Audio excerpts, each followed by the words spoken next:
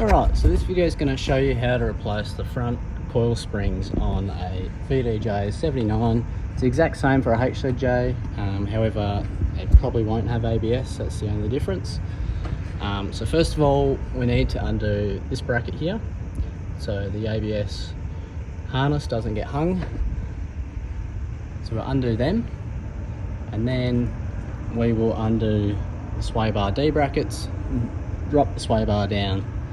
From there, we'll come along and we'll undo the bottom shock bolts.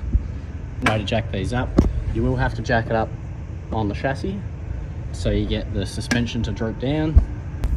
Alright, as I said before, we've got the sway bar undone, ABS harness is undone, so that's not tight, that's just floating.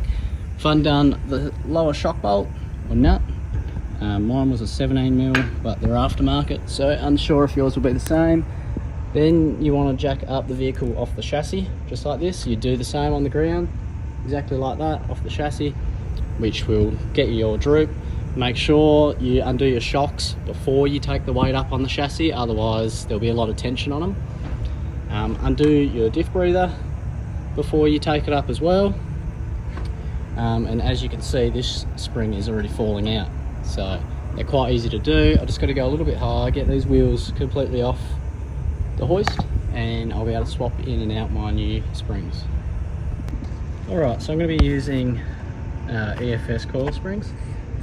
As you can see, it's maybe one coil or half a coil taller, but as you can tell, the coils themselves are actually a lot thicker than the standard one.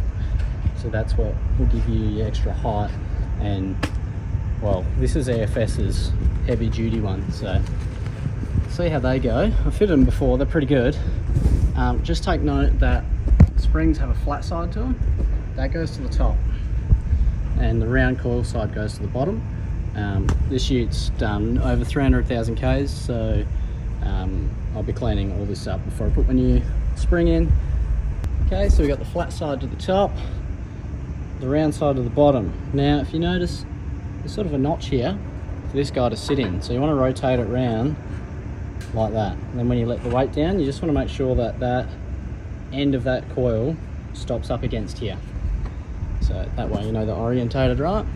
This side is actually on the back side, not the front, so there we go, just like that. It goes around to that stopper and we can let the weight down.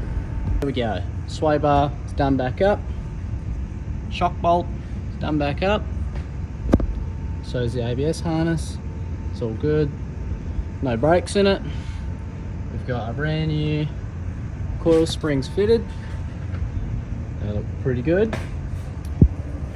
So now you know what's involved. Make sure you hook up your breather.